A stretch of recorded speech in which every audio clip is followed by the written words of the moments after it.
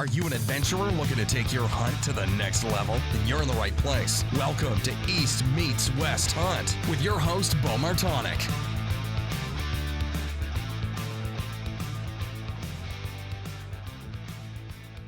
All right, I believe we're live. Brett Joy, welcome back to the podcast. Thanks for having me back. Yeah, I'm excited to get to talk to you again. So we're recording on a new podcast platform here. I guess Riverside, it's called. It's supposed to be better quality, but I'm just figuring out as we go here, and it seems like everything's working. So that seems good. But Brett has been on the podcast, I think 3 times in the past, if I remember right. And we were always talking whitetails. And this time I kind of wanted to talk a little bit of turkeys. I was watching some videos on Just Hunt Club, which is Brett's a part of on YouTube.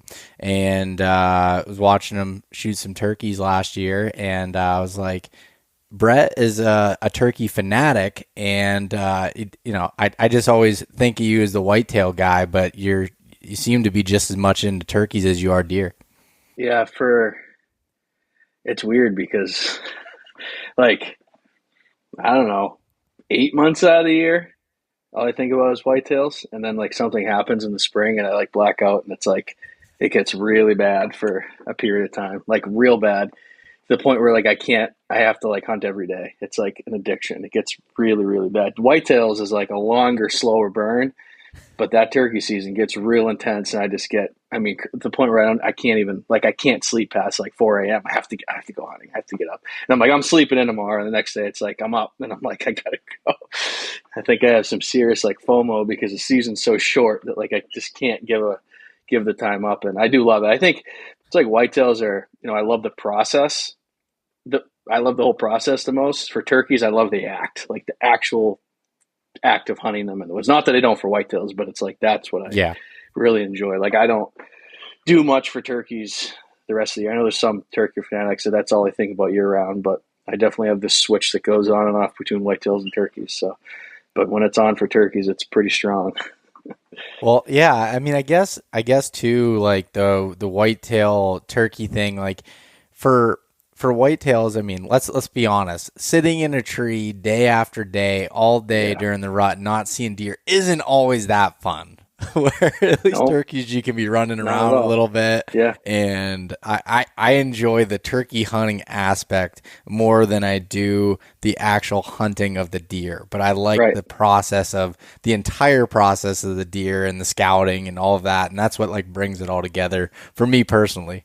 Yeah, no, I agree. That's kind of what I'm getting at. And I think the other thing with turkeys is, when I'm deer hunting, I usually have a camera guy, so I'm not always alone. But you can turkey hunt with other people a lot easier, I think. Like pop in for a day, for a morning, have a successful hunt. It seems like we don't go too many days in a row usually without killing a turkey as well. So there's always that prospect. You're always like have action. Like every day is like a good day and something happens. And you can experience that with other people. Whereas for deer, I mean, I pretty solitary other than, sometimes we'll do drives or group still hunts. But, other than the camera guy, it's pretty solitary. You don't really get to hunt with a bunch of people you talk to. Like you and me have never deer hunted together, but would definitely turkey hunt together in one day and have a great experience. Right. But it's hard to do the same thing for deer. So I enjoy that. I enjoy like just the group setting too. And, I don't think people get as weird about turkeys either as like deer. Like people get really weird about deer and big deer and spots. And not that, I guess there's some people that hide their turkey spots too. I'm not going to try to broadcast everybody, but that's more just because I don't want like the resource to be blown up and like spots to be completely blown up. But like, if I have a friend, I don't mind sharing pins or helping him out. I think deer, it's just a little bit different. So it seems like more of a more camaraderie with the turkey thing, I think, in general, at least from my perspective. And it's just fun. And, it's also about the relationship with the bird, the action you have, the interaction, but then also with the people that you do it with. So, yeah, they're just two different things. No, they definitely are. And it's weird. Like I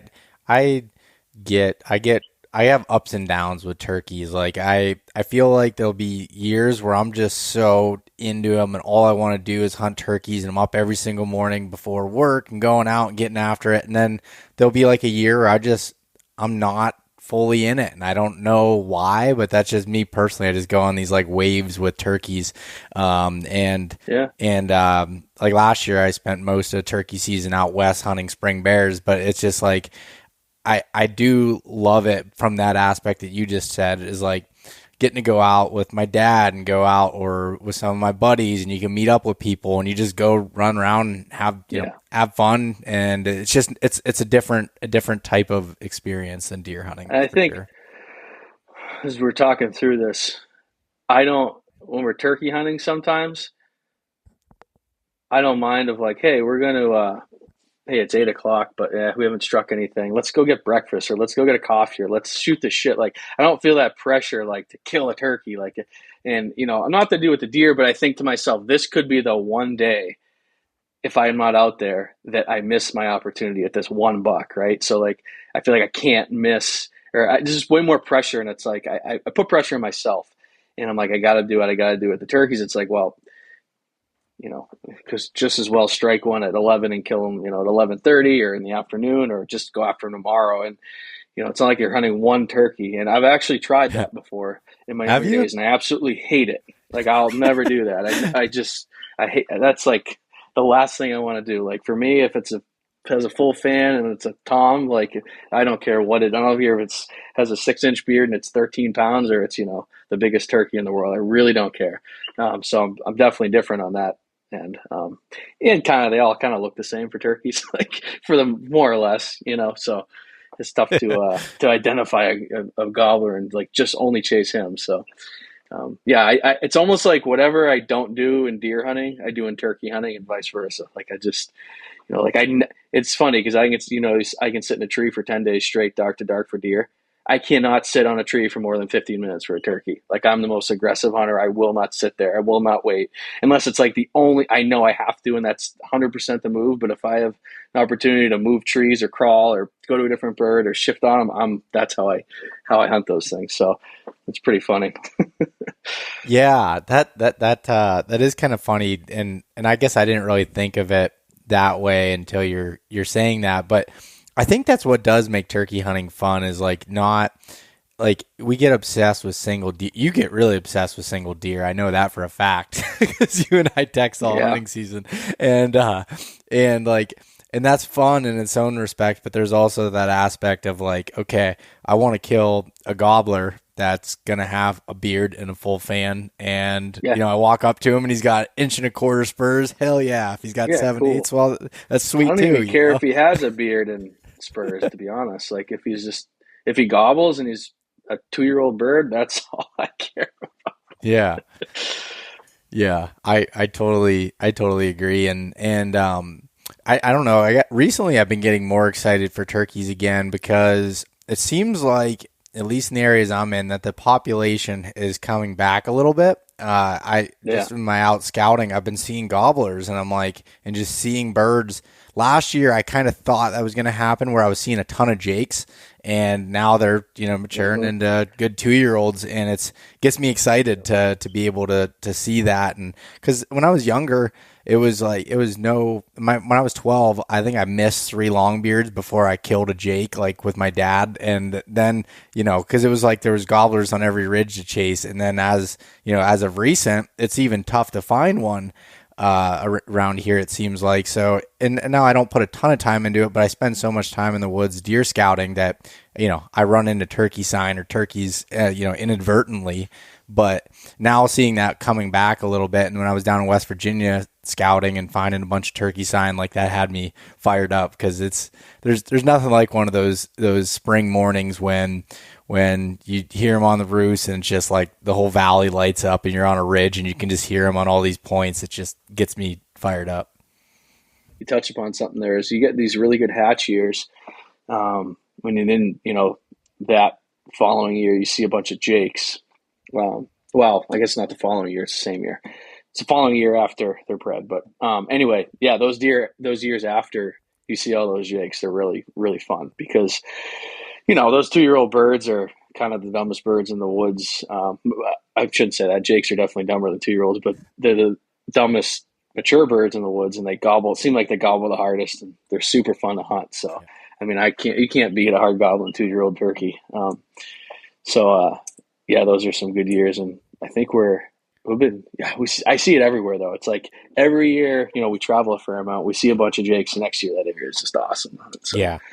makes sense. No, it definitely does. But and even now too, like at least in PA, they're kind of like all together at this point. They'll start breaking up here in the coming weeks a little bit, but it's fun to see that. I was out scouting the other day and saw a bunch of gobblers together, longbeards, and of course they're dumb when it's not the season, and you can walk pretty close to them and they're not doing anything, and it's just like, no, well, but yeah, last year you had what was it? You went for the single season Northeast Slam. Explain what that is. Well, I don't know if it's really a thing. Or you created kind of made it up. Hey, I'm bought in, so that's fine. It was something I was talking to buddies for a number of years, and how it came about. And like I said, it's not actual a thing. I don't know. I guess what is a thing? I guess it's a thing if you make it a thing. It's a thing for us, but and I don't know if anybody's done it before. I've never heard about it. Maybe they have, maybe they haven't. Who knows? But we travel a lot within the Northeast to hunt turkeys. And the thing that we like the most about the Northeast is all the tags are relatively cheap, considered, all things considered, and they're all over the counter, with the exclusion of New Jersey. And we left New Jersey out, and I think there could be a case to be made that New Jersey's a mid-Atlantic state. So I'll say that, even though it's probably Northeast. So we excluded New Jersey just because they have all this funky tag system. You have to apply ahead of time, and then you get like a tag for like weekend tags and week tags. And it wasn't like, it didn't embody like for what the Slam was for us, which is like over-the-counter tags, cheap tags, closed states, and really, really accessible turkeys on both public and private land. Every spring we travel around, we hunt multiple states, and I was like, let's just do them all in one spring, see if we can pull it off, because we've never really tried to put an emphasis on that. We just end up where we end up, and if we have time to do another state and we're successful, we'll go buy a tag, keep bouncing around. So we've talked about it for a while, but it's like, and I kind of realized, I knew that it would kind of be like this, and I touched upon it kind of in our series. It's kind of selfish I felt selfish doing it because I took time away from like other guys and just on clubs hunting so that I could go kill another turkey in a different state. So I didn't love that aspect of it. But it was cool to see, like, can we do this? And I get to hunt a fair amount. So I think that's a big thing. You need time to do it, obviously. But we kind of accumulated spots and knowledge in all these different states. And we're like, all right, let's just go bang, bang, bang, bang type of thing. And we did it. And I would say that just because of the time I have and the knowledge we have, everything was relatively easy except for Rhode Island was a struggle. That was the one state that was a little bit worrisome, and I didn't know if we were going to get. And I was at one point, maybe the second week of the season, right? And I was waking up and hunting there before work actually too. So I was driving down to Rhode Island, which is not a super short drive. So getting up at like 3 a.m. and getting my butt whooped. And I didn't really have that many spots. I had like scouted it like years before, so I didn't have much. I was trying to network with people, and that's how I ended up actually finding the turkeys that I killed. But it was a struggle. Rhode Island is just a tiny little state geographically, so there's just not much opportunity because there's not much landmass there. And the habitat on public land is pretty poor in general for turkeys. And there's turkeys there, don't get me wrong, but it's a tough one. Yeah, and I didn't really have any good like private spots or whatever to hunt, so we ended up hunting mostly public. So yeah, it was the goal was to kill one in all the New England states, so Maine, New Hampshire, Vermont, Massachusetts, Rhode Island, Connecticut, and leave any out that I know. I think that's Pennsylvania. all. And then so then we included New York and PA in the Northeast, so that's what we considered. Yeah, so it was New England plus the New York, PA. So like I said, that Jersey, yeah, you can. And hey, yeah, I didn't do Jersey, so that leaves the door open for someone else to actually do it legit and go do Jersey too. So, and I don't know, maybe someone's already done this, or maybe someone it's not on social media or whatever does it every year. I have no idea, but it wasn't really about that. It's just let's just show what the Northeast can do and see if we can pull this off. And you can. It's that easy, like just to bounce around. Like, I mean, I don't know if you took 8 states, right, anywhere else in the country that are attached to each other, and tried to do them all in one year. I think it'd be really challenging to do all that. Yeah. So it's just because everything's more spread out, tags are more expensive. It's turkeys are harder to find. We have good turkey hunting in the Northeast and all in a relatively tight area. So Yeah. so that was the slam, and then we want to do it in one season. Obviously, if you stretch it out over time, it's not so much as a challenge. But yeah.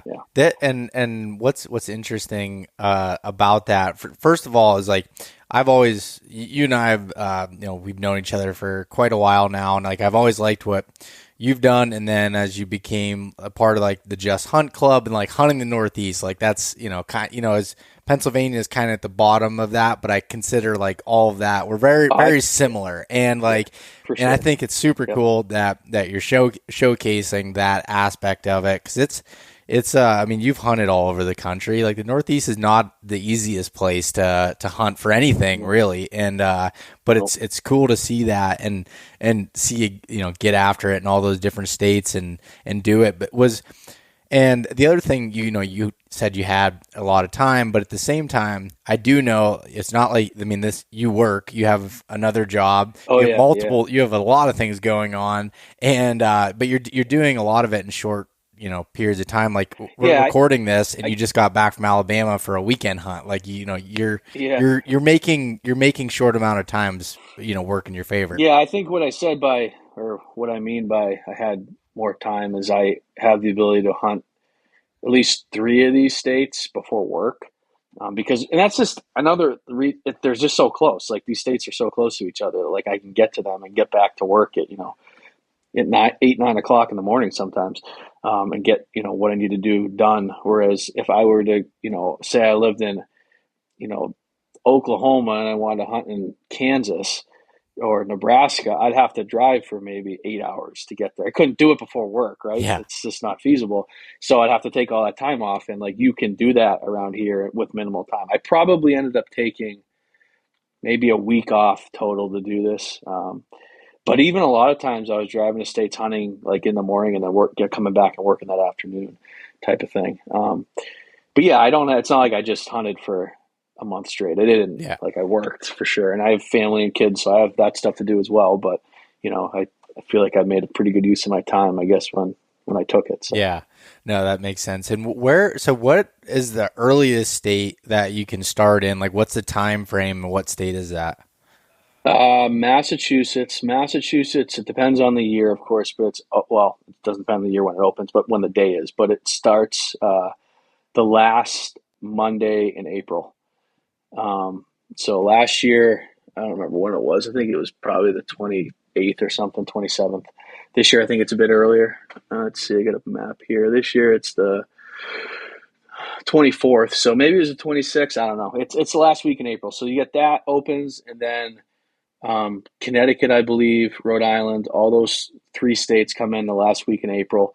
And then the rest are May 1st. Sometimes Maine gets bumped to like the 2nd or 3rd, because I think theirs is I'm not sure exactly on Maine.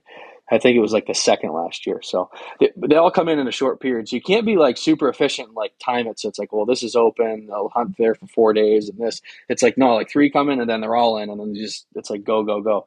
And then all of them are done, well, I shouldn't say all of them. Most of them are done like around the end of May.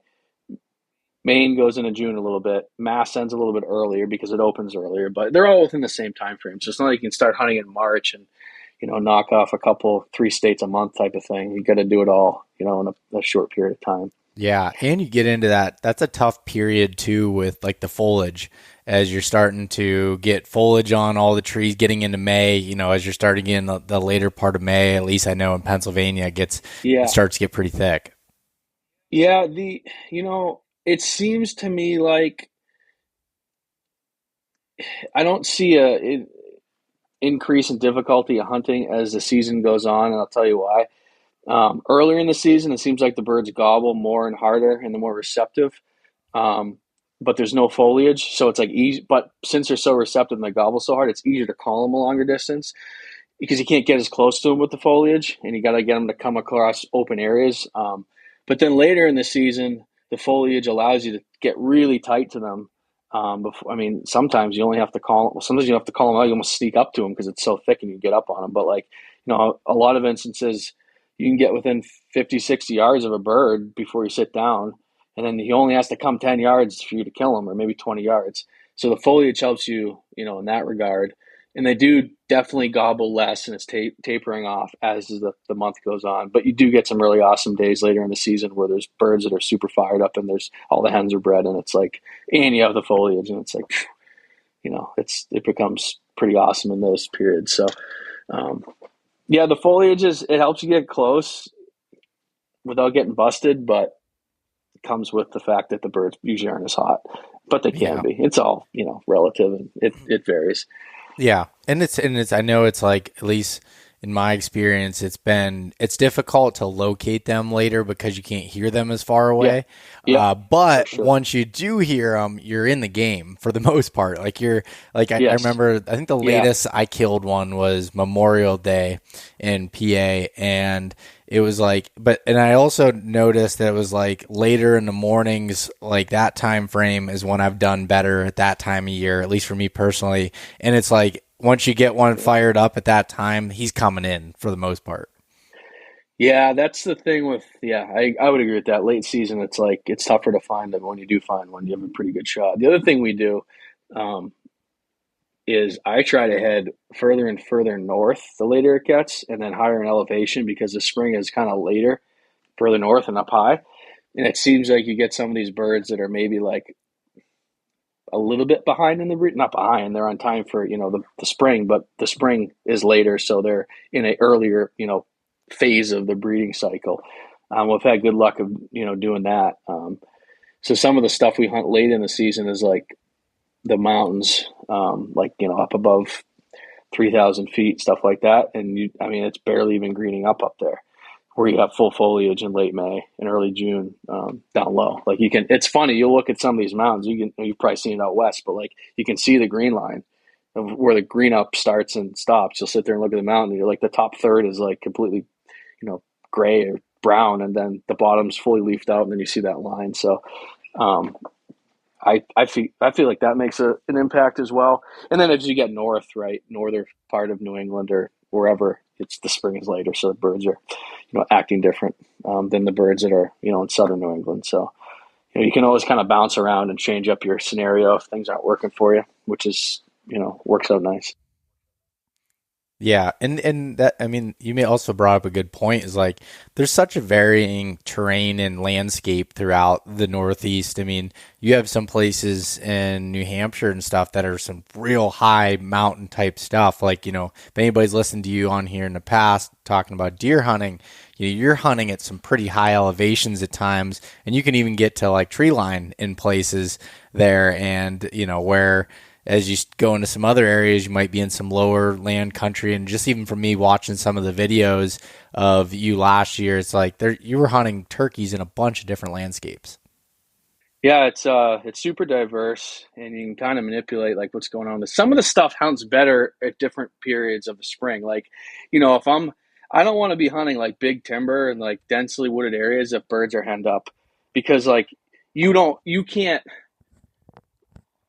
necessarily move as well, and you can't see, like, for example, if I know birds are like in the middle of a field, or they're in a big long field, right, and they're with hens and they're going the other way, I can like, it's pretty predictable, they're going to go along that field and take that route of travel, right? So I can duck in the woods, come out on the other side of the field, get in front of them. Hopefully that's not too bad having that truck drive there. But you just have more ability to move and see the birds. It's more of a visual game. But if you're in the timber and they go the other way, they can kind of go anywhere, and it's tough to move without, you don't know if you're going to bump into them. I think they're just more predictable in like the open country. So, but if birds are super hot, then I kind of want to be in the timber, because you can call them in the gun range pretty easy, because they have to come looking for you. They can't just come out to a field and like, scan the field and be like, oh, I hear a hen yelping, but I don't see her, and she should be over there. In the timber, they have to come in and, actually look for you. And by the time they see you in most of the places that I hunt, they're within gun range.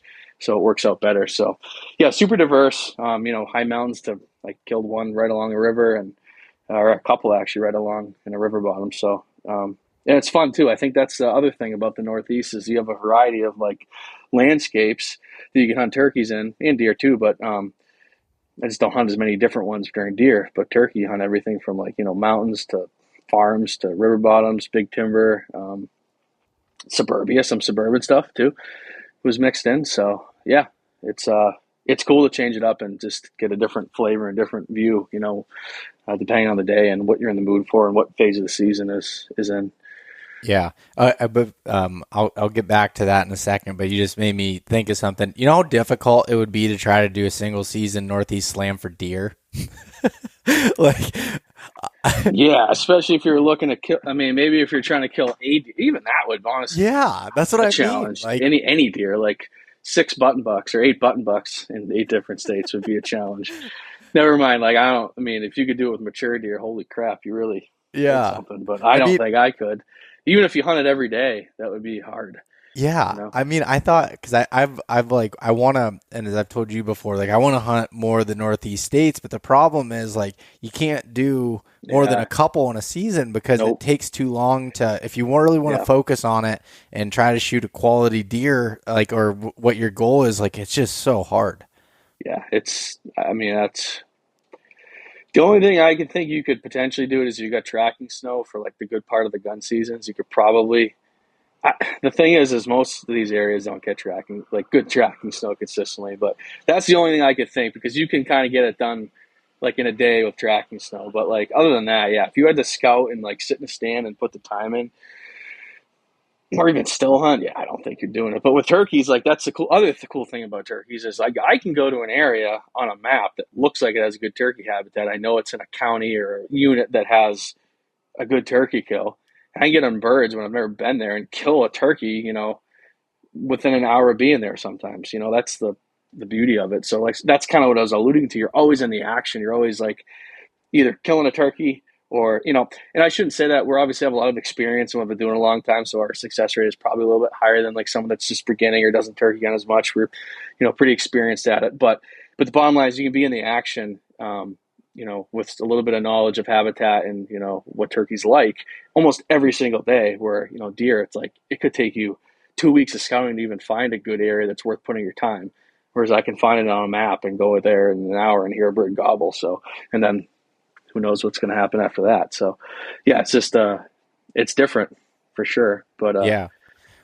So it's so much fun. what was your process for that? I know you've hunted some of these states in the past, but like how did you Yeah, decide like where you were going to go? so we can I'll run through the states, and I would say most of them were places that I've hunted before, except for Connecticut and Rhode Island. Actually, my New York bird was in the Adirondacks, and I hadn't turkey hunted them before, so that was new.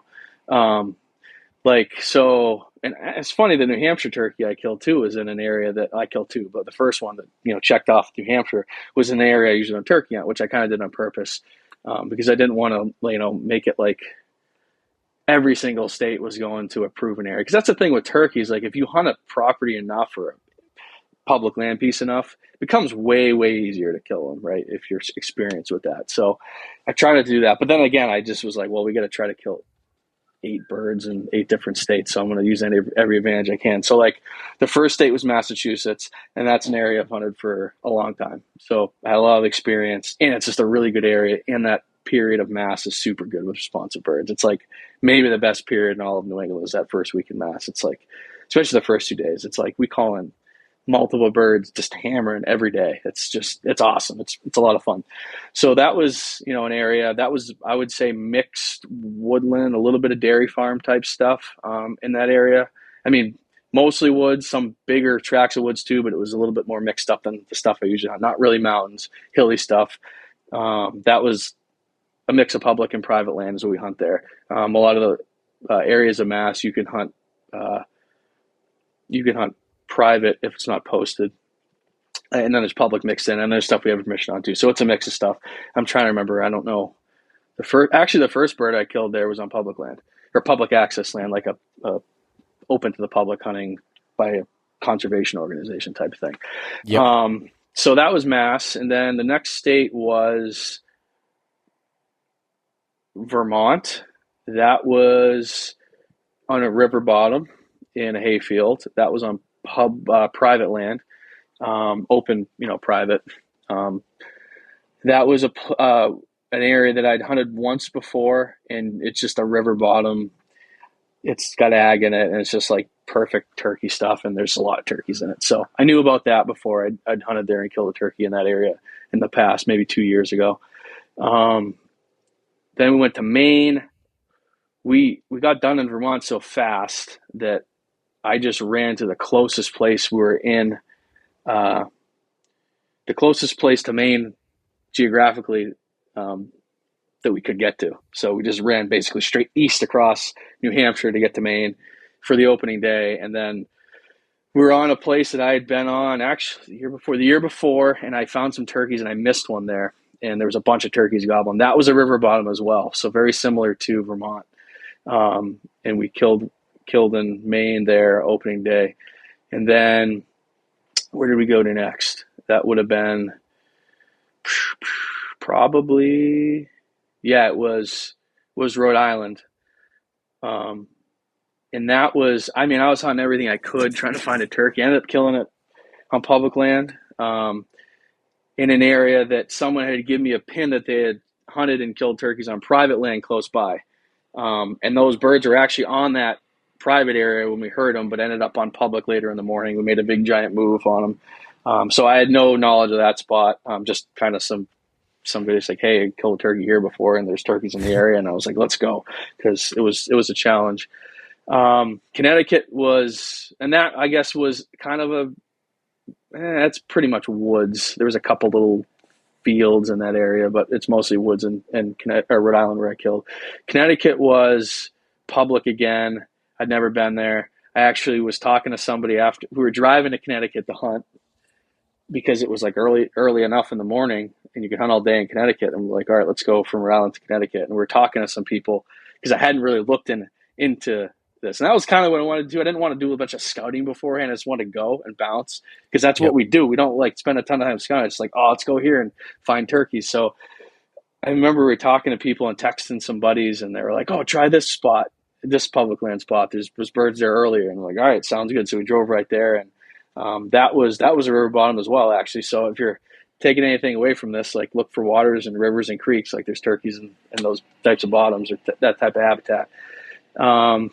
So yeah, that one was on public, on like a river bottom type area. And then we did New York. New York was, so it was funny. We're hunting him in the Adirondack Park, which I don't feel like I'm giving anything away because it's like 6 million acres. So it's not like I'm blowing up. It's like, okay, I'm not really giving much away. 6 million acres is a huge area. So we'll say northern New York, right? That kind of narrows it down a lot, right? It's a big area. So we were on turkeys, and actually we hunted the first day, got on some birds, but didn't kill one. And I wanted to go up there just because it was different. And I liked the Adirondacks. I deer hunted the year before. Wanted to go back. We have some buddies that hunt there. So we kind of did like a turkey camp with them on public land. And we're actually driving, going to trying to roost birds, and two longbeards ran across the road in front of me and went into a private piece. And it was like right before dark. And I'm like, ooh, hold on, I've got a truck coming by. Hopefully it's not too loud, because my phone still is hanging out the window, trying to stay cool.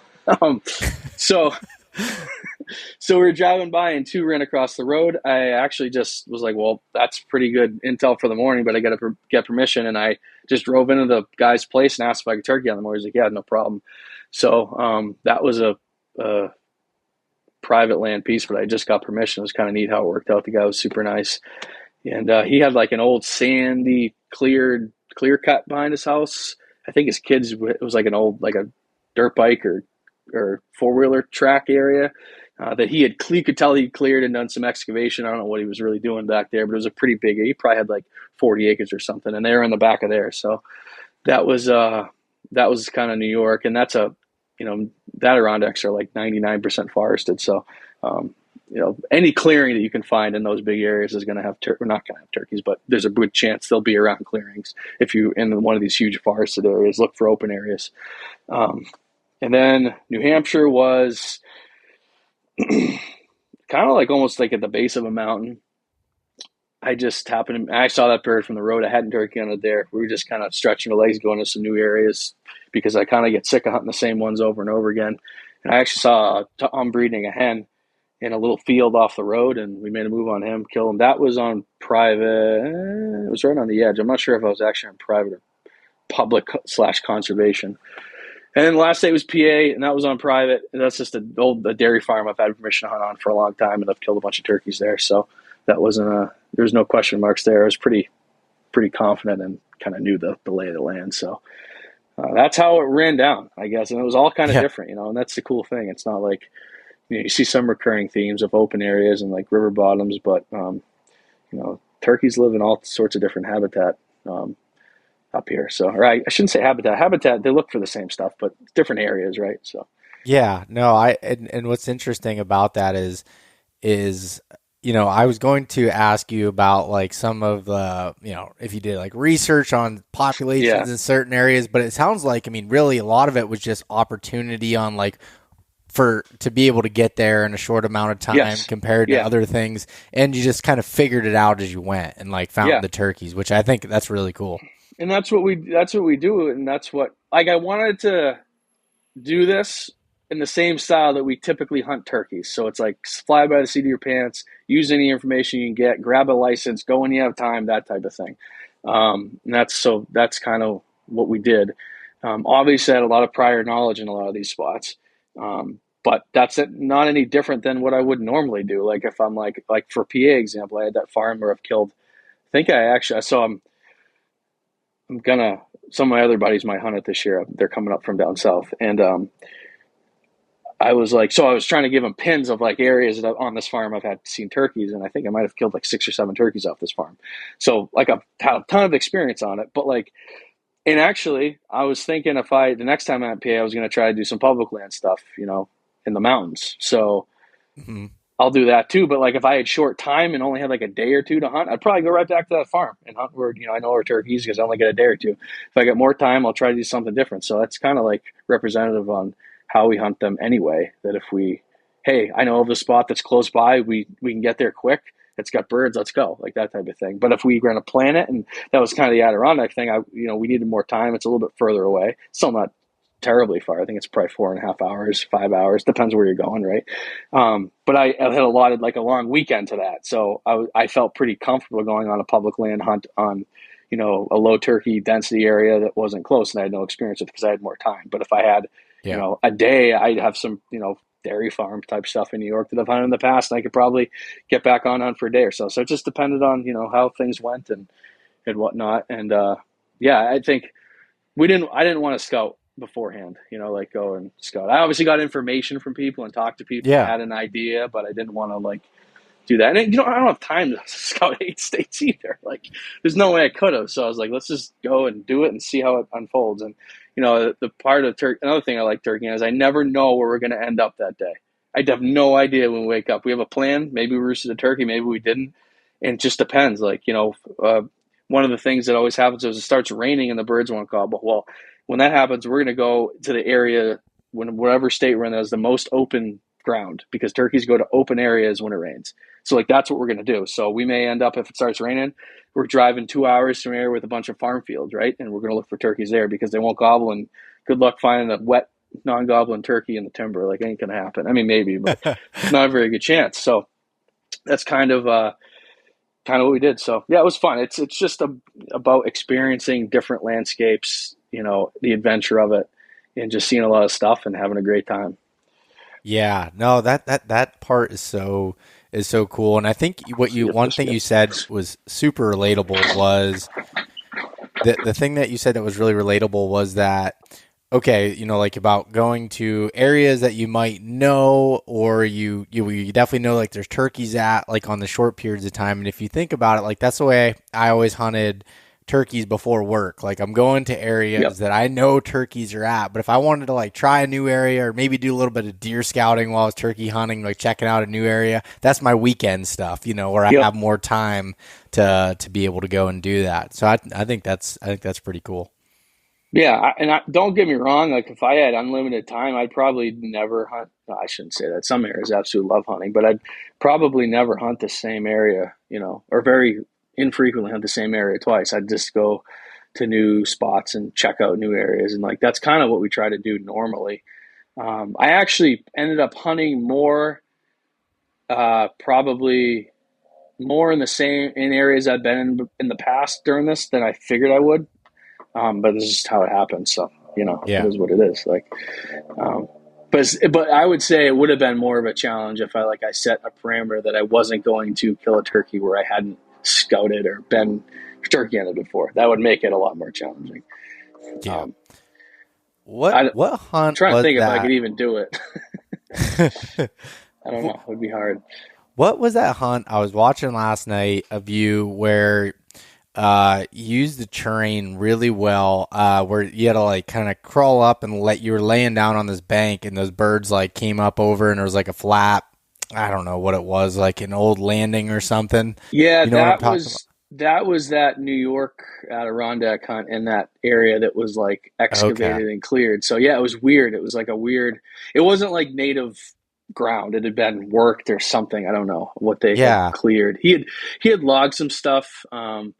You could tell that they ripped stumps and uh, they had cleared a road. It was just kind of like a almost imagine if they had cleared for like a development, like a house lot, right? Like, and then you went in before they built anything or dug foundations. That's kind of what it looked like. It was like there was some sandy stuff, and I think that the guy's kids, whose permission, who I had permission on or got permission that night before, had like dirt bikes, and they drove that around too. So it kept like the vegetation down, like actually kind of a rugged, rough, dare I say, ugly looking, landscape to be honest. But that's where the turkeys were. So Yeah. yeah, and that's what that was a crazy one because those birds knew where they wanted to go, and I kind of after a while knew where they wanted to go, and they were gobbling hard, but they didn't. I was in the timber, and they were kind of out in this whole area I'm talking about, and they were moving to like the biggest open area, and I knew they were going there, and they gobble hard, and like it was crazy, but I had to like get to that, and that's where that berm brought me up to. I was able to like get right up to the edge. We actually had them probably 5 yards away, and I just couldn't shoot them. Like we called them into 5 yards, and then they were just like up this berm, and I couldn't see over it. And they were there. I mean, I could hear them drumming and walking, and their tips of their wings dragging on the ground when they were strutting. But like I couldn't do anything. But finally, they had worked off to maybe 20 or 30 yards, and we slowly crawled up to up to that berm so we could actually get a shot at them. But I mean, they would have had to like come and like you know peer down over that berm for us to get a shot without us moving up. But terrain's a big one. We use that I use the terrain or the foliage or whatever I can to get close to turkeys. The closer you get, the better chance you're going to have of them being curious or just happen to turn around and just drift towards you within gun range. So my strategy is always get as close as you possibly can before you call. Other than if you strike one, right? But you don't know where they are, so that's a little bit Yeah. different. But yeah, I'm always, if I know where a bird is, I want to get as close as I can to that turkey before I start to try to call him in, and then just try to get where I think he wants to go, or it's going to be easy for him to move.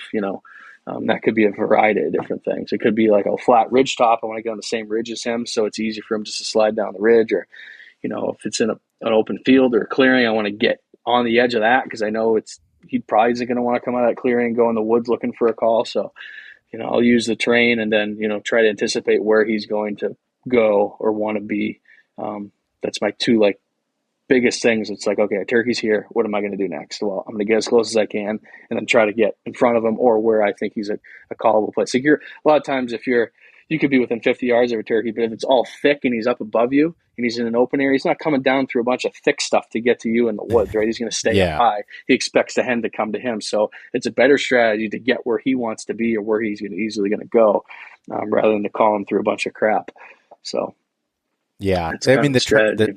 the train can play such a big role in like I like hunting turkeys in areas with terrain more than flatter Oh, yeah. country because I feel like you said you can get closer Mm-hmm. to them and be in kind of a setup or kind of understand potentially where they're going to go Yep. or where they want to go just based off of looking at the terrain. For sure. The more terrain features, the more edges, the more predictable they're going to be. It's just like a deer, right? So, Yeah. yeah, you can kind of see like, oh, well, he's down this logging road, like I can probably call him up the logging road. I'm not going to try to call him down through this, thick cut downhill. If he's on the side of a ridge or on the point of a ridge, well, I'm going to get on the same level with him on the ridge, and he can really easily just slide up or down the ridge to me, or along the top or whatever. So yeah, terrain is huge. I mean, you got to be paying attention if you want to kill a bunch of turkeys to what the terrain's doing, and how do you pay attention to how they use it and how you can use it to your advantage to get close. But I totally agree. Like, my favorite stuff to hunt is like super ridgy country for sure, because you can get really close. A lot of times you can move on birds too. Like, if you're in a big wide open area, it's so hard to move on them, right? You can almost make a giant like mile loop to get to where you want to get. Where if you're in really ridgy stuff, you may only have to do a 200-300 yard loop to get on the other side of them, and he won't be able to see it because maybe you drop elevation or you put a ridge in between you or him or whatever. So yeah, terrain is awesome. What do you think about with traveling to these states and stuff? How do you think the turkey populations were doing in the areas that you were at? So I think that it's regionally dependent within the state. So I think that it's tough for, you hear it all the time with any game. You get two guys in the same state with totally different, perceptions of how their population is. So obviously it's localized a lot of the time. But I'll say that most of the areas I hunted had strong turkey populations. Maine has a strong population throughout the areas that they inhabit. Northern Maine doesn't have hardly any turkeys, but it's like, it's not turkey habitat. It's like dense spruce timber. So that's not really great turkey habitat. And it's super cold up there, and they get so much snowfall. I see the density of turkeys diminish the further north you go, but they still have strong populations up there. They also have less hunting pressure. There's less people, so I think it kind of all evens out. It seems that the areas in the Northeast that can sustain the least amount of harvest have the least amount of turkey hunters, and the places that can sustain the most harvest have the most people. Turkeys love to hang out, at least in my experience, near houses, near fields, near farms, near any open area with like a divergence of habitat. And they don't like super thick stuff for the most part. So some of these cuts that we talk about for deer aren't super productive for turkeys because they just don't like to be in a thick, nasty cut. They like to be in open areas. So that's kind of one of the biggest differences I see. I don't find a ton of turkeys in these high elevation like deer spots that I hunt. I wish that I did because I love it up there, and you can find birds in that country. You will, but it's like you could go 2 or 3 days before you hear one. Whereas like if I drop lower and get into some more, conducive turkey habitat, I might find 5 in a day. But yeah, they're all pretty good. I'm trying to think, if I were to get into different areas of PA, I know the population isn't great there. Western New York, I know the population isn't great. But the areas of the states that I was in, the population is good. And I think in many instances, probably still growing, especially in like the northern New Hampshire, or I'm sorry, not New Hampshire, northern New England, northern New York, like those northern latitudes of the Northeast. I think the population is actually increasing. It's a stark difference from what you see down south. So, I always struggle because, people see us killing so many turkeys up here, and, like me, like how many I killed last year. And it's like, yeah, but we're hunting in areas that have a lot of turkeys and the population is still growing. It's not on the decline. So, we don't have to show as much restraint, because there's stuff that's legal and there's stuff that, like I know in Alabama, you kill 5 turkeys, or 4, you used to be able to kill 5. And it's like, man, I don't know if people should be killing 4 turkeys on some of these, areas that they're hunting because the population's down. Same with, Mississippi and Louisiana, all these southern states, it's the population is decreasing, and you're seeing states start to regulate because of it. But like they're making bag limits, seasons, weapons. They're becoming increasingly more liberal in the Northeast. New Hampshire just extended its season, made more shot and calibers legal. In Maine, you can hunt all day. They just increased the bag limit to like 5 turkeys in the fall. Connecticut, they increased the limit, I think, to 5, and you can hunt all day now where you never could before.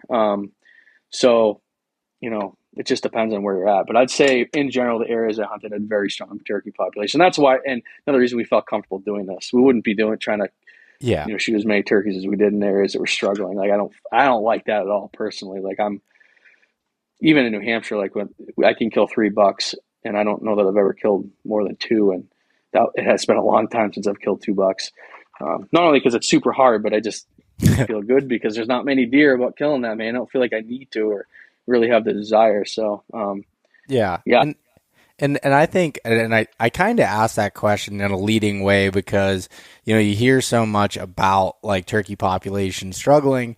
And at least from what I've seen, it's like the same thing with deer. It's very regionalized. And it's like, you know, and it's tough for states to make regulations based off different areas. It's always changing. It kind of comes down to the hunter being able to recognize that and, you know, make a determination on their own, what they feel, like what you're seeing. For me in Pennsylvania, you know, there's areas you could drive an hour from me and have so many turkeys. It's incredible. And then you could go, you know, right where I'm at, there's not that many. So it's like, I used to fill 2 turkey tags a year in the spring, and now I won't. If I shoot one, I don't go out. You know, I'm not going to try to shoot another one because I don't feel good about it. And that's just my personal preference on what I'm seeing in the area. And the same thing goes with deer, you know, like there'll be certain areas that I don't want to shoot does in because it's so bad already, where I know I can go somewhere else and it's not as big of a deal. And I think that's, but it's really hard to like put a blanket across everything and say like, oh, this is decreasing. And a lot of people just know their situation and don't see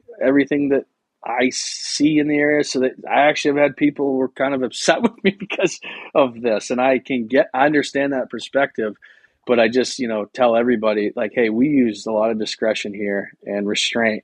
And, you know, the areas that you see us killing multiple turkeys, it's because the population is really strong in that pocket. Whether it be that county or that unit or that, you know, region of the state, you know, there's some states even that the population is really strong throughout the whole state. So, and I think New York's a good example of that. Like the eastern half has a pretty good population. I mean, the Adirondacks is not crawling with turkeys, but there's a strong population that doesn't, you know, it gets pressured, but it can sustain the pressure. Western New York is really down. I don't hunt in those areas, honestly. Like I try to stay away from them because, you know, the population isn't doing well. And even regional, or I won't even say on the neighborhood level in New Hampshire, you know, I have a lot of people that come and hunt New Hampshire, and I will literally rotate neighborhoods where we hunt year to year. Like if we kill like 3, 4, 5 birds in an area, I'm like, we're not going to go back there this year. We're going to go. And I'll even tell people sometimes, I'll be like, you can kill, they come up. I'm like, you can kill your first turkey here, but then you gotta be at least 10 miles away for your second turkey, because we don't want to do that. So we try to show restraint and regulate ourselves, you know, more so than the state even would. So, you know, I'm some of these areas in Maine, like we killed, I think 3 in like 10 minutes in Maine. I mean, that place is crawling with turkeys. That whole region is just, there's a ton of them, but like, I'm not going to go up to, you know, for example, northern Vermont or New Hampshire, where there's a healthy population, but it's not high. I'm not going to go there and, you know, fill all my tags. And actually, now I think about it, you can't even in New Hampshire, you can't go up to northern Hampshire and shoot 2 turkeys. You can only shoot 1 in the northern part of the state. So we try to, you know, show restraint and discretion when we do this. It's not like we're just running around killing turkeys and on everywhere. And like, for example, I know, you know, our guys are John and Cody and Jake are down south in Alabama and Mississippi right now, and they just killed a turkey on one farm that we have permission on. They're probably just going to back off the farm. They're not going to keep hunting it, even though they could legally. They could kill more turkeys. So, yeah, we definitely do that, and we don't ever want to see the population decrease up here. You know, or it probably could decrease a little bit, and we'll still have really good hunting. It's pretty high in some areas, to be honest. But it's all regional, and it depends. Like it depends on the habitat. Depends on the hunting pressure and, you know, the hatch. That's a big thing too. If we've had 2 or 3 years of a good hatch, like you were talking about, you've seen a ton of 2-year-olds, like 2 or 3 years of a good hatch can absolutely turn the whole population around, like in a big way. You could go from, you know, having, you know, you could almost quadruple the number of gobbling male turkeys on the landscape in a couple of years. So we keep track of that too. Like I was telling you, we'll like, oh man, we saw like 15 jakes in this one neighborhood last year. Well, we're going to probably hunt 2-year-olds there the next year, But it's like we haven't seen any jake. It was only like 1 or 2 birds, and like, yeah, we probably won't go back there because we know that that area can't take the pressure. So we try to, because we're out there so much and we do fill a fair amount of tags, we try to spread it out and go to areas that can handle the pressure. I think as sportsmen, that's what and that are stewards of the land and the resource, we should try to do that if we can. I'm not going to tell a guy that's gets out 1 or 2 days a month to turkey hunt where he should hunt. I think, we'll leave areas like that for those guys, but us that have the ability to hunt more and we're going to fill a bunch of tags. Yeah, we're going to do it in areas that can sustain that harvest. We're not going to do it in areas that can. And when we go down south and hunt, we're like, we kill 1 turkey, we're like, all right, that's great. We're going to go to a different area, a different property. Like, that's how we do it. Whereas in the Northeast, there's some areas that have so many, we don't care. We're not worried about killing 2, 3, 4 of them in a little neighborhood. I go for drives in some of these areas in the mornings. I'll see 25 longbeards in an hour just driving around, So like, yeah. Contrast that with some areas down south where you may not see one in a week, right? Driving around, it's a lot different. And so there has to be some context there, I guess. And people have to understand, what it's like. And, we're benefiting from it right now. A really strong population in the Northeast. I don't know if it'll always be like that. I can tell you that if it continues to regionally just decrease, we won't kill as many turkeys. Absolutely won't. So, yeah. You hear or you see like people kind of bashing sometimes like those like I haven't really seen you guys specifically, but people on YouTube that they're out there hunting, going to multiple states, whether it's the hunting public, you guys or anybody else, and saying like, oh, they don't care about the turkey populations. But the thing is, I know just about everybody that's like offline, like know them as people and have conversations. And it's like, that is not the case. Like, it's not just going around just trying to fill as many tags to get content and doing all this. Like, one, you're going around because you love hunting and you're going to do that, but it's in a context where you're spending so much time out there. You kind of understand how the populations are doing based on what you're seeing.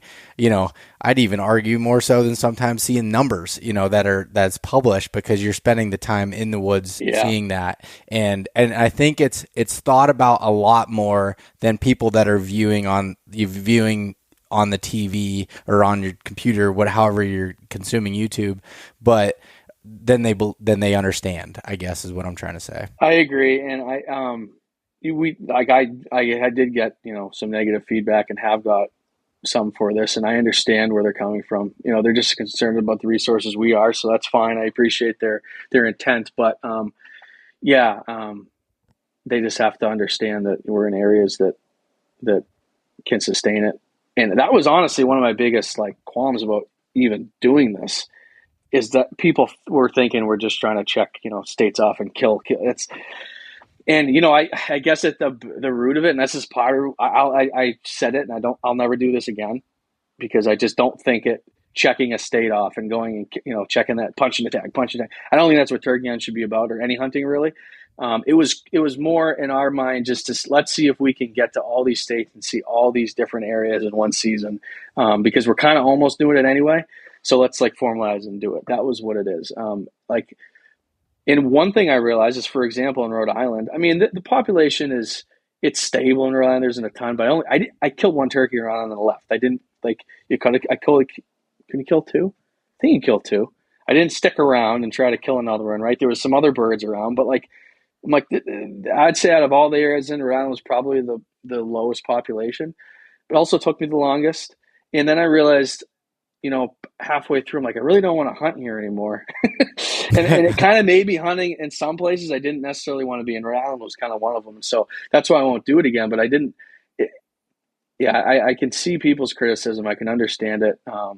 And that was one of my biggest hesitations of doing this, was like, oh, people are going to think that's all we're doing. And so we tried the best we could to spread it out, hunt areas that have good populations. But I could have made it super challenging and went to these areas with low turkey populations and tried to kill turkeys. But it's it wasn't about that. It wasn't about being like, oh, look what I did and look at, how many turkeys I killed and like I made it super hard. That's why I didn't try to only do it on public land. Like we just mixed it up and hunted how we would, use discretion, used our, whatever time we had and the information we had, and that's how it went.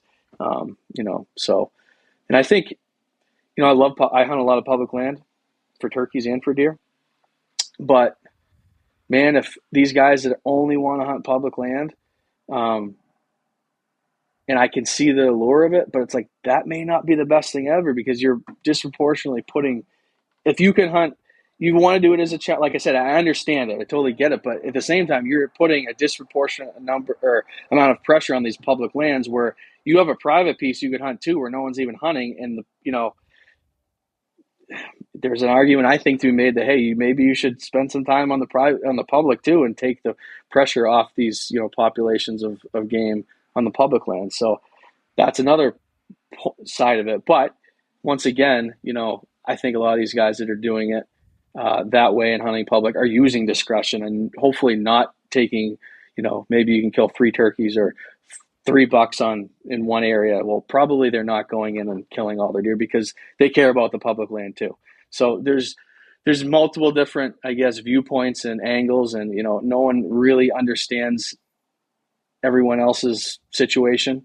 I think that as sportsmen, if we can just do our best to be stewards of the land and the population, we all care about it. We all want it to be there for the most part. I don't meet many people in my travels that don't care about the population. I'm sure they're out there.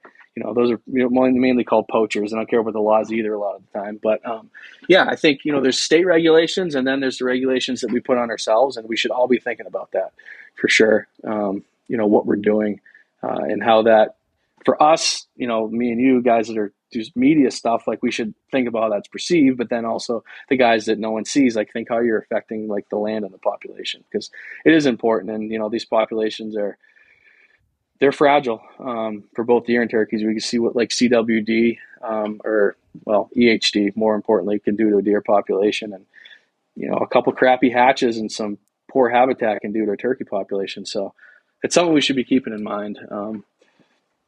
Yeah, like there's always the you have the regulations and you have the states that are doing their best to put in the laws and regulations to control those populations, but then it also comes down to us as the sportsmen to have our own gut checks and figure out what makes sense or what we think makes sense. And is that always right? Probably not, but the idea is like having that in mind. And like you said, I think the majority of us out there that are hunting have a good thing in mind. Like they, if you're a half decent person, you kind of have that in mind. Yeah. And you want that for the future. I mean, if you want to even look at it from a selfish standpoint, you want to be able to continue to hunt and have these experiences for the future. So like, it really doesn't matter how you're looking at it as long as you have the same end goal kind of in mind there. And that's just what I think. I think an important distinction to make, like we've talked about, is the difference between a state regulation and then, self-regulation, because it is near impossible for the state to regulate localized populations of game. It's impossible. They don't have the budget. They don't have the personnel. They just can't. It's impossible. And so the states, for the most part, I think are doing the best that they can. An example on the other side of it for me, I see more moose than I see deer where I hunt, but there's such limited moose tags. Like it's near impossible to draw. I think they give out 35 tags in the entire state. So there's 14,000 deer killed in New Hampshire every year and 35 moose, but I see more moose than deer where I hunt. So could the areas I hunt probably sustain more harvest? I think probably, but also maybe I'm in pockets of, habitat that are better for moose, So maybe that's, but I don't see the whole state, and that's another thing where it's like anecdotal. I only see what I see, and I'm like, man, the state should give out more moose tags. It's like, yeah, but if they give out more moose tags, then that's putting more pressure on the population in areas that can't sustain that pressure. So it goes both ways, and I would love to be able to draw a moose tag in some of the areas that I deer hunt, but they just don't give out many in the state. So at least that end, they're being conservative with it, and I think when it flips the other side, where we are as sportsmen are feeling the populations are lower and we shouldn't be able to, kill as many animals and have as many tags, we'll show some restraint and self-regulate. That's what I do for deer. I can, like I said, I can kill like 5 deer in New Hampshire, and I rarely kill more than like a buck and a doe. So, and there's areas in New Hampshire that are overpopulated with deer too, right? So I'm not knocking people that are killing 5 or 6 deer in New Hampshire either, because there's areas that absolutely have a ton of deer. So you just have to keep that in mind. Yeah. Well, I don't typically get in arguments over it, but I will have conversations with people locally that will be like, they're adding more doe tags, they're doing this, like this, there's not enough deer, but yet those people are still buying all those excess doe tags and going out and filling them. Well, we might as well if someone else is going to shoot. Yeah. It's like, that's not a real good attitude to have. Like, and again, the states can only do so much with the information that, they have a whole state to look at. And yes, there's people regionally, but you can even go 10 miles down the road and have a completely different deer population right. or turkey population than you do here. So that, again, that comes back to the self-regulation standpoint. Yeah. And you got to have that in mind, and you can't be complaining about it if you're not helping the situation. Totally agree with that. That's the only way that we can really, in my opinion, make a difference, is by kind of checking ourselves and each person making their own decisions, based off of what they're seeing. And I think it's another thing that's important to do is, like, if you are getting new hunters are involved or youth hunters, explain that to them and show them that, because I think myself as a youth hunter, that was less on my mind than trying to fill tags and kill stuff. So showing that restraint and showing that just because you can kill X amount of whatever and you have this many tags doesn't mean you should fill them all, or maybe doesn't mean you should fill them all in a small area, right? So we've got to keep that in mind. I mean, there's areas of the country and different states that game populations are way too high. And so it is appropriate to kill that many animals, but there's areas where they're not so high and you can still do it. So you just have to do it. And I think just like explaining that to people, not confrontationally, but like, hey, yeah, we haven't really been seeing many as whatever game. We try to back off on that harvest because we don't think that, locally we're seeing what is represented in the state regulation. So yeah.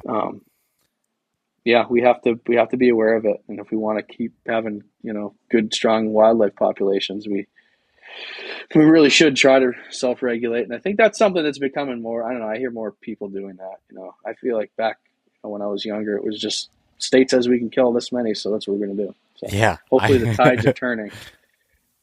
I don't know. I think, again, maybe it's the people I surround myself with, but it seems like the tides are turning a little bit on that, which is a good thing. Absolutely. But yeah, well, Brett, I appreciate you coming on and talking to me about turkeys and just a whole bunch of other good stuff. I've been looking forward to getting you back on and chatting, and it's kind of fun to talk about something a little bit different than losing our minds chasing a particular whitetail. It is. Yeah, no, I mean, it's funny because it's like, man, I like to talk about with these podcasts or whatever, deer, and it's like sometimes I want to talk about, like, what we just talked about. That's an important aspect of it.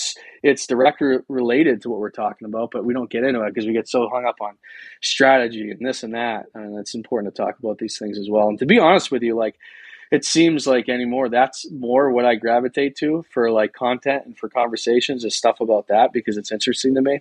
As you're gaining knowledge and gaining skill, the strategy part of it is huge and super interesting. But when you kind of get to a certain skill level and knowledge level on particular pursuits, say it's turkeys or mountain bucks, I love to talk about it. Don't get me wrong, but sometimes it's more exciting to talk about different things and focus on things that are maybe not talked about as much. And you have a platform to make people aware of these things and get it out there. So it's important. I think sometimes we take the emphasis off of just like the strategy and how to kill, how to be the most efficient killer. We can talk about that, and we do talk about that, but we should always mix in a little bit of this end of it as well, because I think it's important, and I'm interested in it. And we've been thinking about different ways to to use our platform to do that. And it's sometimes it's hard because a lot of people just don't want to hear about it.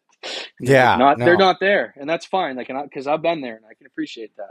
But hopefully everybody's getting to the point somewhere along their journey as a hunter that they're, really starting to not worry about, but be aware of game populations and the impact they have on them, and we as hunters have on them, whether it's the habitat or how many we shoot or public perception, whatever it is. So they're important conversations to have. And I think it particularly important for guys like me that do something like the Northeast Slam and, how that can be perceived.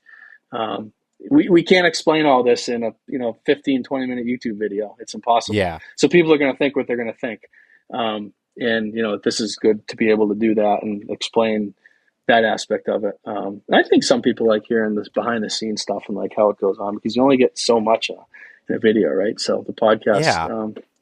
are good. And, we didn't really talk that much turkey strategy. We talked a little bit, but it's good to have those types of conversations. No, and I think my intention like with this was not to go so much into the strategy, but like understanding the opportunity and then understanding the background behind it, and like I know I get caught up in strategy and talking about it because I love it. Like I love picking people's brains and doing that. But I think like I'm trying to get more of a mixture in there. And like as I'm growing as a hunter and like seeing other things that I think are important as far as like access, we hear of.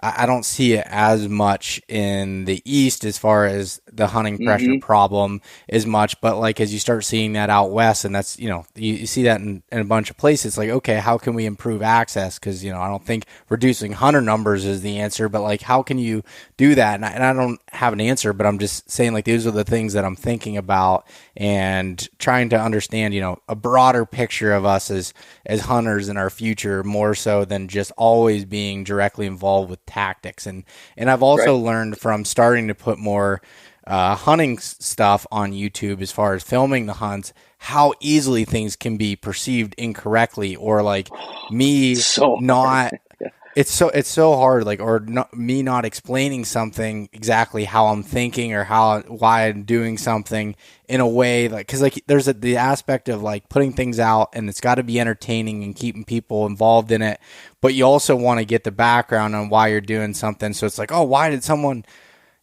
shoot this far, or why did they do this, like, or there's always a background to it. It's just sometimes and you can't make everybody happy, but I'm trying to do better, like even with like the podcast and stuff, of like really trying to either whether pull it out of the guests or myself kind of explain thought processes. No, I think that's great, and you're spot on with that. We run into that so much with our videos where we see a bunch of comments on something and we're like, why are they saying that? Like, we don't, and it's like, oh, well, they don't have the context that we do because we lived it and we know the situation. And so they're perceiving it, at face value, and they're going, oh, we don't like that. And it's like, oh, okay, I get it. And it's like, but how do you, it's just like a catch-22, because if everybody was 40 minutes explaining every detail, well, no one would watch it. If it was, I mean, some people will, but the majority of people will drop off before it gets to 40 minutes, to the point where they retain the information they need to make the judgment of what we're doing, right? So we don't do that, but then we try to put it in and keep it so it's watchable, and then the people inevitably don't understand and just think, perceive what we're doing totally different than what it is. And we get it all the time, and it's one of the biggest things that we struggle with is like, what's this?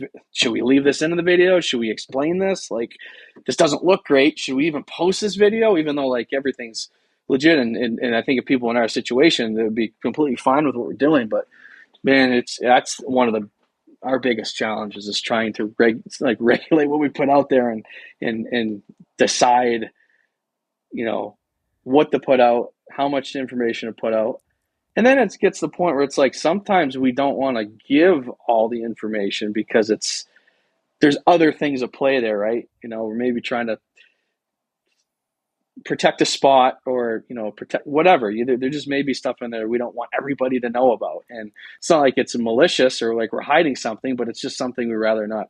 So it's a huge challenge. I think that's but it causes you a lot of problems if you explain it and you're not 100% transparent about every single thing, everybody's always going to have something to say about it. So, and sometimes it's warranted and sometimes people just don't understand. So, you try to give Yeah. them the benefit of the doubt that they're not just an internet troll trying to give you a hard time, but there's plenty of them out there as well. So you just never know. No, that's exactly right, man. I definitely don't have the right answer for it because I feel like I end up on the wrong end of the stick a lot of times and not sure, like, is this worth responding to, explaining, or is this person just being an asshole? Like, I don't know. Like, I can't I can't tell, but and it is what it is. I mean, that's what we get. We're putting ourselves out there, so just got to understand that's that part of it. It would be easier, back in the, I don't know, maybe not easier, because back in the, the original TV days, especially like the hunting spot thing, it's like, okay, they have a lot of, giant private access land that they own, and be able to, comments on TV. You can't comment on your TV. Yeah. Show, right? And you can't comment on it. And it's like, I don't know. I could go a million different directions with that. And it's like, and someone got on my shit the other day. I was on a podcast on somebody else's, and I said, hunting in Pennsylvania, like where I'm hunting, I said, it's not harder than anywhere else. It's different. And what I meant by that is like, and everyone's like, what do you mean? Pennsylvania's super hard. Like, blah, blah, blah. Why would you say that? And it's like, okay, yeah. They're like, you look at someone like Lee Lakosky, and it's like, okay, yeah, he's got all this private property, beautiful land, but you know how hard that guy worked to get to that point, and all the land management, hard like to all that make is the to money. Manage? Yeah, and to manage all that guy has with neighbors and people that are upset that he bought the land, and he's got it's all challenging. It's just different. Like, dude, I even look at some of I'm not a huge, I shouldn't say that. I don't enjoy myself suburban type hunting. It's too stressful for me with so much stuff going on, and like I'm worried about everything and everybody. I just don't enjoy it, right? But there's people that do it that like Lee Ellis, right? I know you're friends with Lee.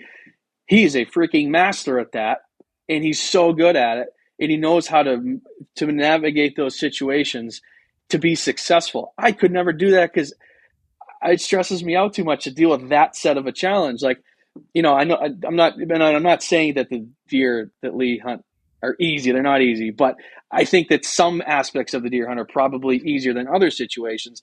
But the aspects he has to deal with are so much more challenging than public land in the mountains where you don't have to talk to anybody, you don't have to see anybody. Like, sometimes you just go up and hunt. You don't have to worry about any of that stuff.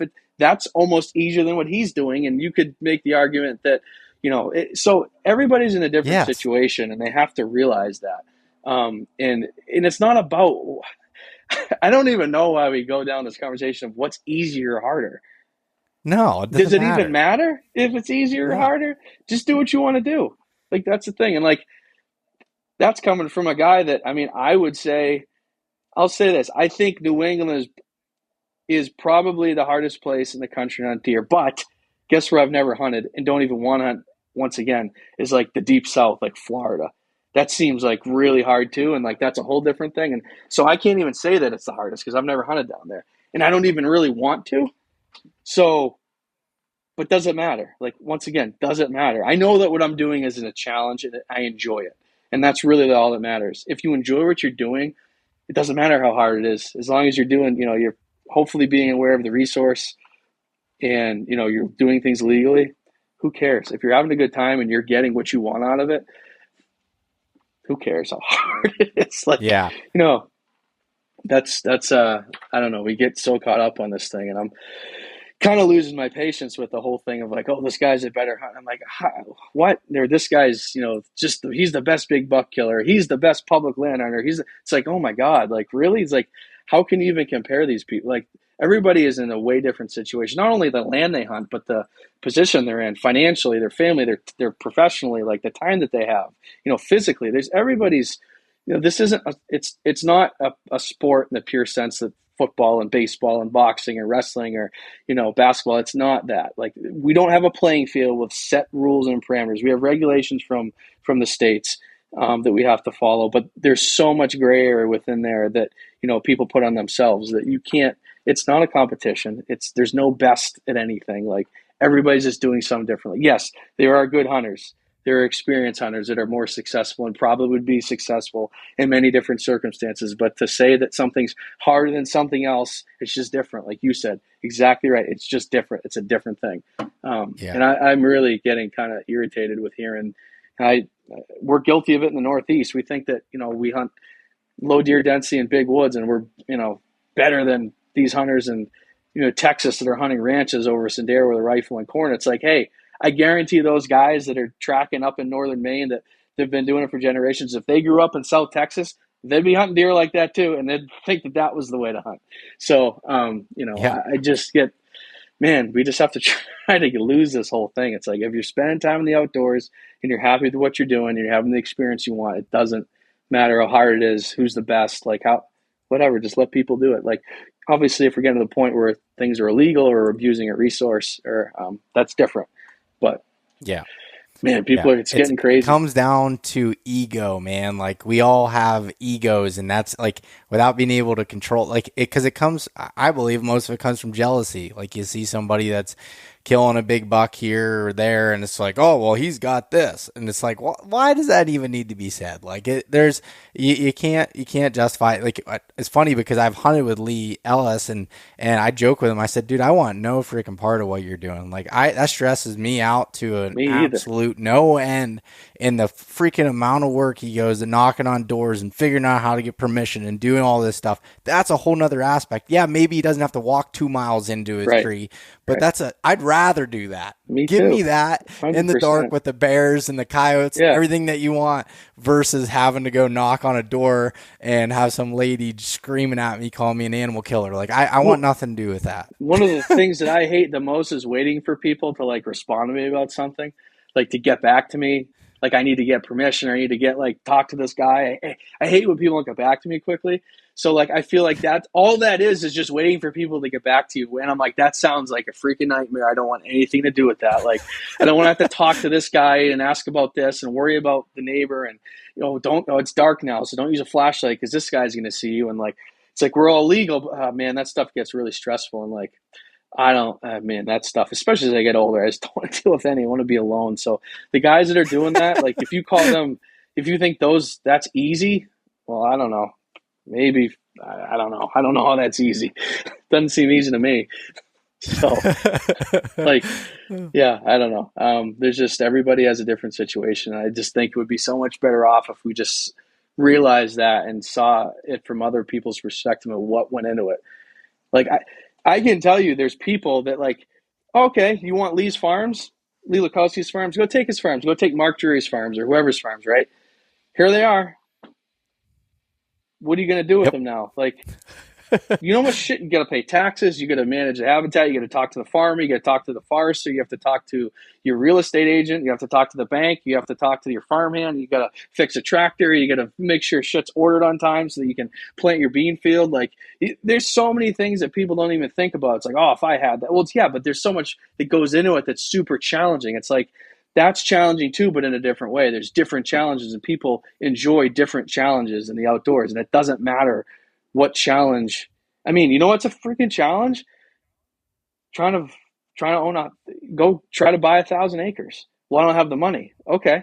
Well, I guarantee most of these guys didn't either when they started. That was a challenge. They worked their butt off to make the money to be able to get these land. That was the challenge to them. That's a big part of it to them, is to get to the place where they can go into a food plot on a northwest wind and a cold front and have a 190-inch deer stand at 20 yards. They did all the work. The challenging part was getting to that moment. Actually, the act of killing that deer, was that a huge, giant challenge? Probably not the same as some other scenarios. But getting to that point and putting them in that situation is the challenge to them. So everybody, and I can see that because I've hunted some really good areas, really good properties, but I've also hunted terrible public land. If we could just step back and look at it, objectively, would realize that we're all trying to get the same experience. Most people like a challenge, and they want to have a rich and good experience in the outdoors. And however you get that is up to you. And it doesn't mean because you do it's different than someone else that they're worse than you or better than you, or it does. It's not a It's not like we're playing golf here and whoever has the lowest score wins. It's not what this is. There's no level playing field. So hold on just a sec, Beau, okay? Yep.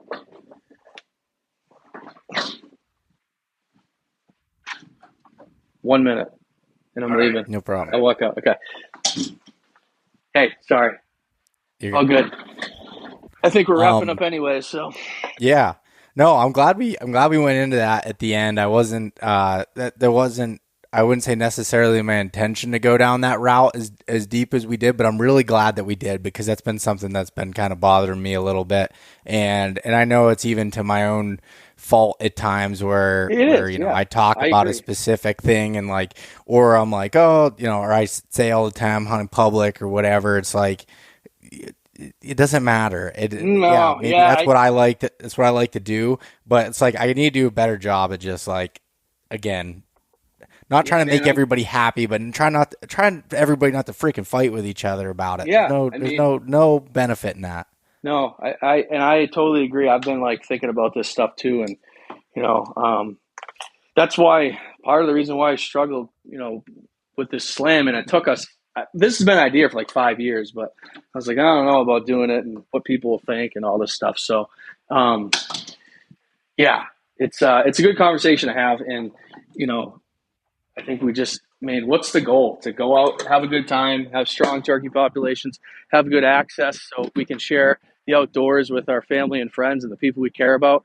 And for a lot of us, it's to challenge ourselves. So as long as we're doing that, what does it really matter what the next guy's doing or how you do it? Yep. I don't think so. I don't think it matters at all. So, Nope. I totally hopefully we can start to see other perspectives, because if not, we're going to be in for a long road, I feel like. Especially since everything's out there for everybody. Information's so easy to get. Everybody knows what everybody else is doing for the most part. Sometimes I just want to, I'm sure you get this way too, shut off your phone and your computer and just not talk to anybody for a period and not go do anything on social media. So. Yes, I know. I definitely go through those periods. But with that being said, everyone definitely go check out Just Hunt Club on YouTube, and you can watch Brett do the hardest thing out there with I'm joking. No, but go watch the videos, his slam last year, bunch of mountain buck content. I've said it in the past, like these guys hunt in the Northeast similar to what a lot of us are in Pennsylvania, and a lot of really great content there. Just Hunt Club everywhere. Brett Joy on Instagram. Look, I just did your marketing for you. Perfect. I don't have to do it. All right. Well, thanks. All right. Again, thanks Brett. for having me, Beau. I Really appreciate it. Awesome. Yep. We'll talk to you again soon. Thanks so much for listening to this episode of East Meets West Hunt with your host, Beau Martonic. For more great content and to stay up to date, visit eastmeetswesthunt.com, Facebook at East Meets West Outdoors, and Instagram at East Meets West Hunt. If you enjoyed today's episode, please review and subscribe, and we'll catch you next time.